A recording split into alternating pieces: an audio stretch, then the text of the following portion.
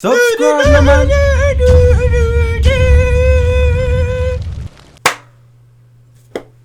Burnley 1, Manchester United 1. Goals from Paul Pogba after the 80th minute, I believe, and Weghorst, Burnley's new signing, feeding Jay Rodriguez, who eventually cut across Harry Maguire and slid it past David De Gea. A very neat finish from him. And once again, Manchester United are in the same predicament as they were before. And first of all, before I get into everything else, I want to big up Cappy and tell him keep your chin up, man. Yesterday, we had some Wi-Fi problems, and I do want to thank everybody who did come by to watch along. You know, shouted Cappy, shouted him out, liked the video, showed some support and stuff like that. And also, there were a couple people who contacted me on socials and just let me know that there were some teething problems going on with the stream as a whole. We will be back. You know what I mean? We will be back. So keep your chin up, Cappy. We'll be back, man, for the watch along. I'm trying to be back at least next week.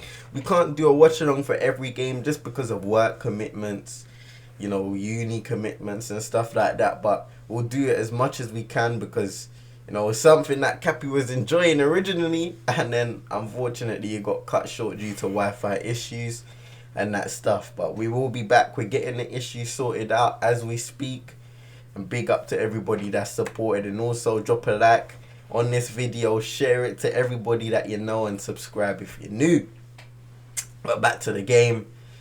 Yeah, another Middlesbrough situation where Manchester United played brilliant in the first half. And for whatever reason, we only took our one goal. Obviously, we had a disallowed goal on Rafael Varane. I think Harry Maguire was called offside for the situation because he blocked off Jay Rodriguez, and that was a clean block. But the problem is that he was coming from an offside position when the free kick was taken. So, unfortunately, Rafael Varane's goal for Manchester United was written off. We did take the lead with Paul Pogba later on. But then, you know, issues arose. And I think we had another disallowed goal as well. But that game just drained me, man. I'm in a maze right now. But yeah, we played superb in the first half, much like the Middlesbrough game. I'm pretty sure the West Ham game was similar to that as well. But in the second half, that performance was a disgrace. And once again, this is us talking about how can you play superb for 45 minutes and then come out a completely different side in the second half? That doesn't make sense to me. That's not just physical fitness. That's mental fitness, application, all of the above. That's your mentality. Because surely you want to go out there and kill the game. Those players came out like they were down a goal in the second half. And Burnley, they came out inspired. The fans got a hold of it. They started to support their team. They started to get empowered, and they were putting pressure on our team. It was almost like the fans were putting pressure on our team as well. So, to come away after that first half performance and look at the result is very disappointing, because not just only because of us, but because of the games in hand that other teams have below us. We had to take advantage of this game. We have to take advantage of the games we have. Because you see that March run? Oh my goodness. Cappy knows. You guys and girls know. That March run is no joke. And if we're going to be playing like this against some of those teams, the top teams in the league, we're going to get finished. We're going to get battered, mate. We're going to get absolutely battered. And that's what I'm afraid for. Because, you know, a couple episodes back, we said, you know what? This top 4 run is back on. Because we've put ourselves in a position. A couple teams have slipped off on it. Of course, other teams have games in hand. But we're within the running.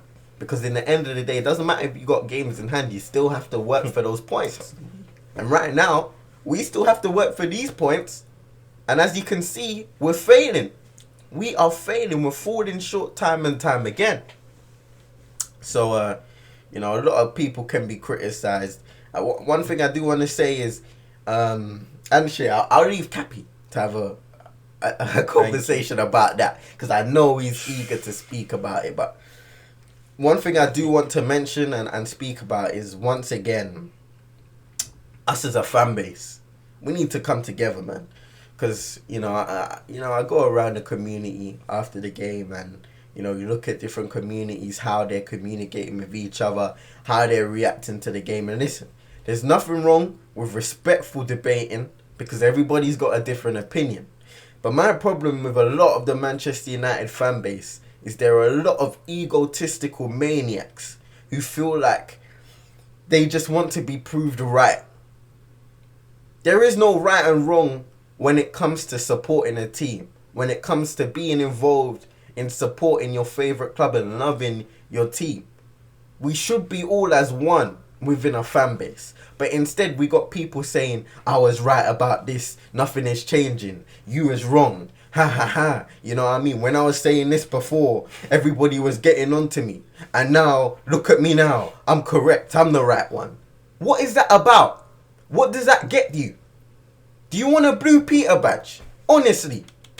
Because what does that achieve? What are you achieving from getting a point miraculously correct? What are you proving? And this is probably one of the only times you're going to see me animated about this situation, because I'm passionate about it, man. Us as Manchester United fans need to pattern up and come together. Because I don't understand. Time and time again, we keep on looking for this issue. We keep on solving this solution. You mock people who go and protest about this Glazers out thing when you know the Glazers are the problem. At least, I'm not saying that they would definitely leave, yeah. But at least if we came together in our millions, thousands, whatever it is, and said, you know what, we've got a plan. Those who are match day goers, you go in with your banners. You chant all game long and make sure that your focus doesn't get taken off of those who are the main perpetrators for why Manchester United are where we are today.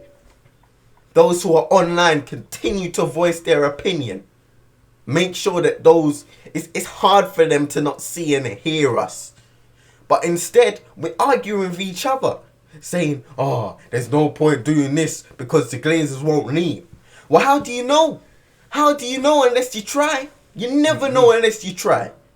But the problem is, you'd rather sit down and argue and insult your brothers and sisters rather than looking at the real issue, looking at your love for the football club, putting your ego to the side and fighting for what's right. Instead, you want to hold on to these things and then call out people for being wrong. What is that? What do you achieve? Are you getting paid for it? I'm sick and tired of it, man. You keep on saying the same thing and nobody learns. Nobody at all learns. Everybody is at their necks. You're letting these little leaks, these stories manipulate you. And then when people voice their opinion, you're wrong, I was right, or I was right, you was wrong. Just think about it.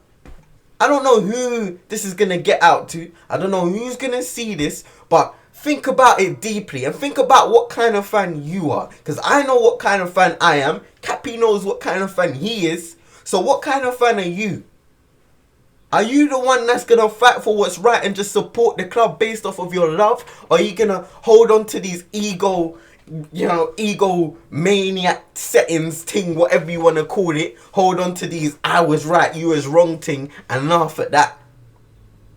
Because the last time I checked, this wasn't Who Wants to Be a Millionaire. This is supporting your football club. CM. And big up to everybody watching. Please drop a like, subscribe if you're new. Share us to another dimension. There's so many emotions that I've been through, First and foremost, started watching a match. And I was mad as hell when the watch along just didn't work in the end and the Wi-Fi was collapsing. Oh, man. And then I saw United score and I was like, you know what? At least we're playing well. At least it looks like we're going to be on our way to win the game. And then things went downhill. And the thing that CM wanted me to speak about instead is because I have opinion on Harry Maguire. And he caught a lot of flack on social media recently. One thing I say, I don't like, and we both don't like, just calling out players and criticising them. But I feel like this is something that needs to be mentioned desperately. Because you, Harry Maguire, are the captain of Manchester United. That requires leadership, not just vocally, but also physically.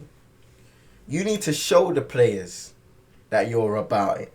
Show the players that you're committed to every single moment of this football match. From 0 to 90 minutes. You are committed. Whether that be throwing yourself in front of the ball, trying to win the header, tackling, winning, making sure that you have the determination to win every last ball you go for. And right now, that is not you.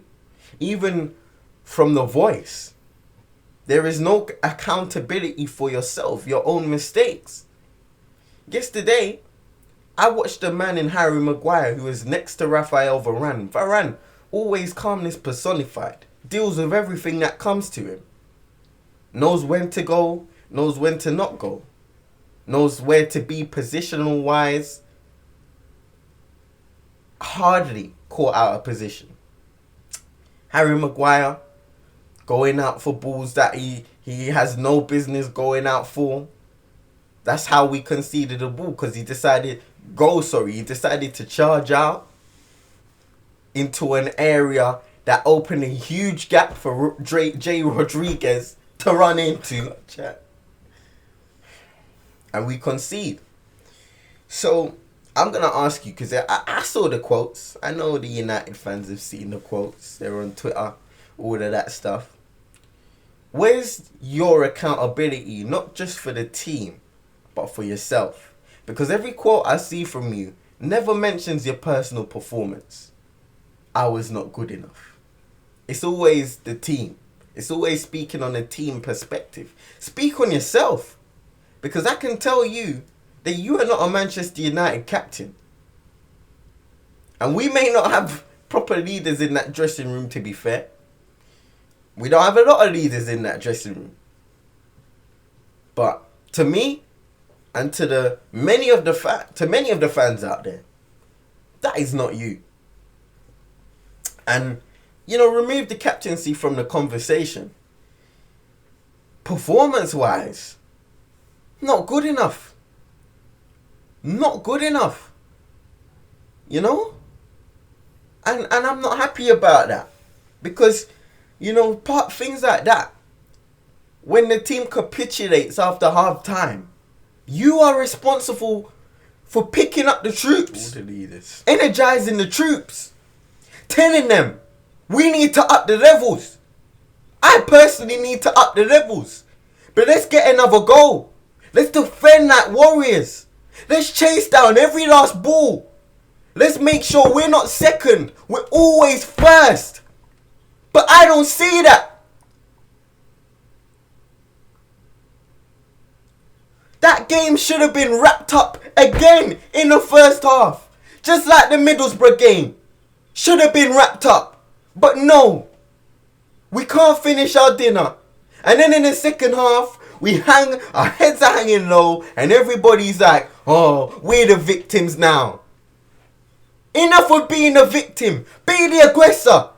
Make the opposition be the victim. Take your chances. Attack them from 0 to 90. Be Manchester United. Have a bit of pride. For the shirt, a bit of personal pride for yourself. I'm sorry.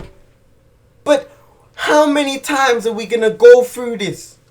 Look at these second half performances and realize, oh no. I don't know why I get gassed sometimes, honestly. I don't know why I get gassed. I don't know why we got juked into thinking this top 4 thing is back on. Because it's like, results like this are going to happen. And it's going to bring us all back down to earth. All back down to earth. What I want to ask the people in the comment section below is, who would you replace Harry Maguire as club captain? Or, and this is something that I think me and CM suggested early in the season, would you have multiple club captains? Kind of like what the foreign teams do. I last saw Barcelona do it, where they had multiple captains like Gerard Piqué, Jordi Alba, etc. Would you have multiple club captains, or would you just have one? Because we need leadership. We do. And to be fair, there's a lot of problems at Manchester United to speak about. CM mentioned it before with the ownership, those who are working just below them as well, the board members, and their contributions to our failures, basically.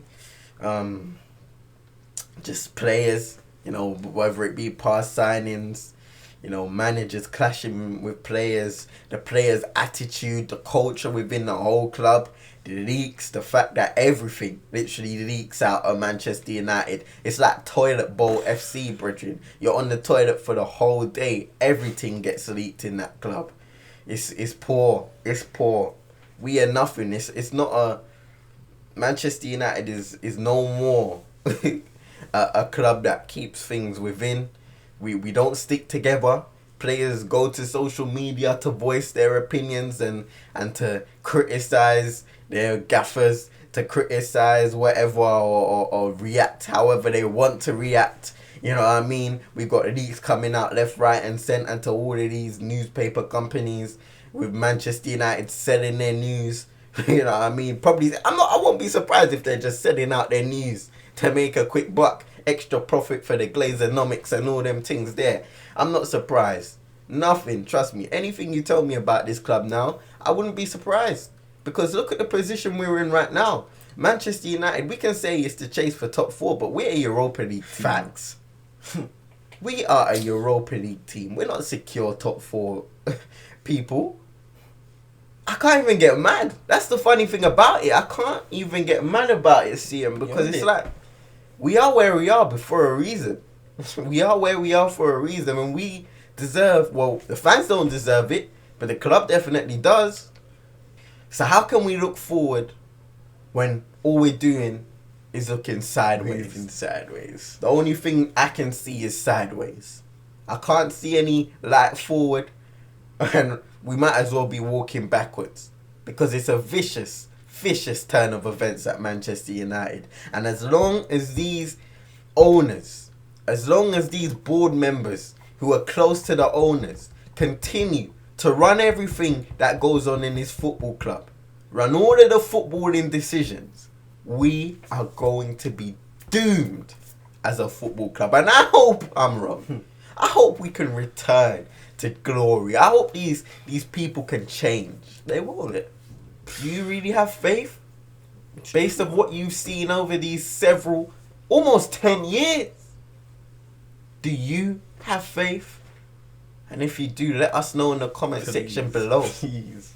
Because I want to be drinking the tea that you're drinking.